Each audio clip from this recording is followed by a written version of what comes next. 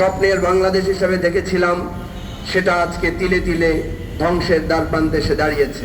Police মানুষকে নিরাপত্তা দেওয়ার কথা, যে পুলিশ ক্ষমতার অপব্যবহার করে কোটি কোটি লক্ষ লক্ষ হাজার হাজার টাকা তছরূপ করেছেন এবং শত শত হাজার হাজার বিঘা জমি নিজের নামে কিনেছেন। 3 বছর আগেও বেনজিরের স্ত্রী এবং সন্তানদের ব্যাপারে কেউ জানতো না তারা কি করে।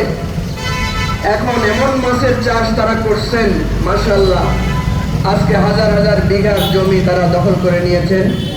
একই দিনে 4টা ফ্ল্যাট কিনেছেন, আরো যা যা করেছেন সেগুলোর হিসাব তো নাই। আরেকটি সেনাবাহিনীর প্রধান আজিজ সাহেব, তিনি তার ভাইদের নামে, যে ভাইরা মৃত্যুদণ্ড প্রাপ্ত, যে ভাইরা মানুষ হত্যা করেছে, যে ভাইরা চাঁদাবাজি সন্ত্রাস করে ঢাকাকে একটা অশান্তির রাজ্যে পরিণত করেছে, সেই সমস্ত ভাইদেরকে মিথ্যা আইডি কার্ড বানিয়ে, কত নির্লজ্জ এরা, বাবা মায়ের নাম পর্যন্ত পরিবর্তন করে দিয়েছে। আমাদের দেশে কেউ যদি নিজের বাবার নাম বদল করে, মায়ের নাম বদল করে, এরা কি মানুষ সুসন্তান বলে? ভাই, জীবনে বলে না। এরা কত অথর্ব, এরা হচ্ছে কত নীচ, এরা কত, ওই এক ভাই বলছে আপনাকে জাররা। লজ্জা লাগে আমাদের এই শব্দ মুখে আনতে। নিজের বাবা মায়ের নাম বদল করে, নিজের নাম বদল করে আইডেন্টিটি কার্ড বানায় সেনাবাহিনী প্রধান। এই বাংলাদেশের এই বাহিনীগুলোকে শেখ হাসিনা ক্ষমতা দিয়েছেন, অবাধে চুরি করার সুযোগ দিয়েছেন, বিনিময়ে এদেরকে ব্যবহার করেছেন। এদেরকে ব্যবহার করে ইলিয়াস আলীকে গুম করা হয়েছে। এদেরকে ব্যবহার করে আমার দেশের মা বোনদের ইজ্জত লুণ্ঠন করা হয়েছে। এদেরকে ব্যবহার করে বাংলাদেশের মানুষের গণতান্ত্রিক অধিকার কেড়ে নেওয়া হয়েছে। আওয়ামী লীগ যতবার ক্ষমতায় এসেছে ততবার দেশে দুর্ভিক্ষ, লুটপাট, ভোট চুরি এবং মানুষের দ্রব্যমূল্যের দাম বাড়িয়ে তারা দেশের টাকা বিদেশে পাচার করেছে। আজকে দেখেন ডিমের দাম আবার বেড়েছে, পেঁয়াজের দাম আবার বেড়েছে, আলুর দাম আবার বেড়েছে। হায়রে আমার কৃষক, শ্রমিক, মেহনতি জনতা, যেই যুবক ছেলেদের যারা মেসে থাকেন তাদের খাবারের একটাই উৎস ডিম। মসজিদে আমার যে মা বোনেরা থাকেন, রিকশাওয়ালা ভাইরা থাকেন, তাদের ঘরে আর কিছু না থাকলে একটা পেঁয়াজ আর আলু থাকলে কিছু না কিছু বানিয়ে তারা খেতে পারেন। আর সেই লাঠি মেরে হাজার হাজার লাখ লাখ কোটি টাকা বিদেশে পাচার করে শেখ হাসিনা বাংলাদেশকে একটা ভিক্ষুকের জাতিতে আর আওয়ামী লীগকে একটা চোর, ডাকাত, বাটপার আর ধনী লোকের পার্টিতে পরিণত করেছে। বোনেরা, আওয়ামী লীগ কি জিনিস? আওয়ামী লীগ ভোট চুরি করে। কিভাবে চুরি করে? একবার একরকম করে চুরি করে।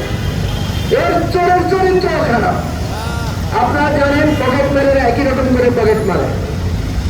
যারা সিদেল চোর তারা একবার এক এক কায়দায় চুরি করে।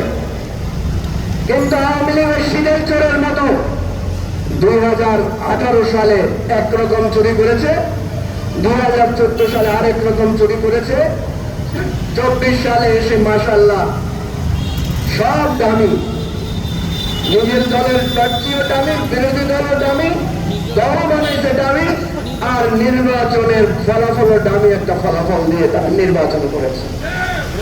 ভাই বন্ধুগণ, সেজন্য আমরা দাবি করছি, এই বেনজির আজিজকে তো গ্রেফতার করতেই হবে। এরা সহ যত লুটেরা যত টাকা লুটপাট করেছে সবার লুটের টাকা উদ্ধার করে আমার যে সমস্ত বঞ্চিত জনগণ, ঘূর্ণিঝড়ে ক্ষতিগ্রস্ত যে জনগণ, আমার রাজপথে না খেয়ে থাকা জনগণের মধ্যে বিলি করে দিতে হবে।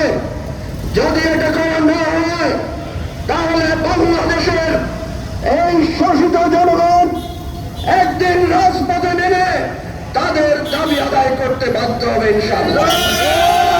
প্রিয় ভাই বন্ধুগণ, আমরা আরেকটা কথা স্পষ্ট করে বলতে চাই, আমাদের পুলিশ সেনাবাহিনীকে বিতর্কিত করা হয়েছে, ধ্বংস করা হয়েছে।